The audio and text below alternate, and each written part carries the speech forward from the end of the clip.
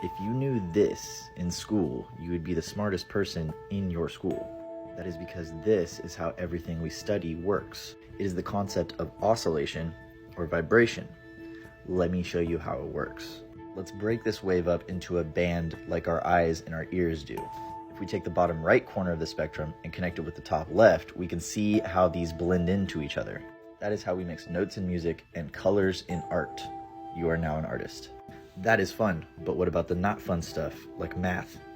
To figure out where any of those balls are, we just need the x and the y measurement. That is trigonometry.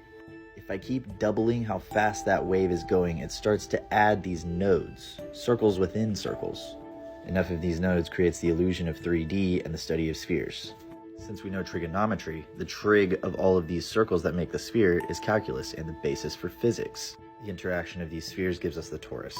The torus shows us how electrons orbit a nucleus, creating these patterns that interact with other patterns, creating matter. You have now unlocked particle physics. Before we get too advanced, we need to go back to the sphere, because the interaction of these spheres is a study in itself. Studying the interaction of spheres gives us geometry. Geometry. From here, we can see how nature uses this, and then use it in our own designs, like in architecture or engineering. With a better understanding of how nature builds things, we can use that information to build our own things. Now, if we go back and look at the shape of atoms, then they start to make sense.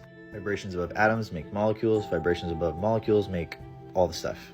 Vibrations above the stuff create stuff within stuff. It's called an emulsion. Like this, it creates a moving system with boundaries, allowing more interactions with more stuff.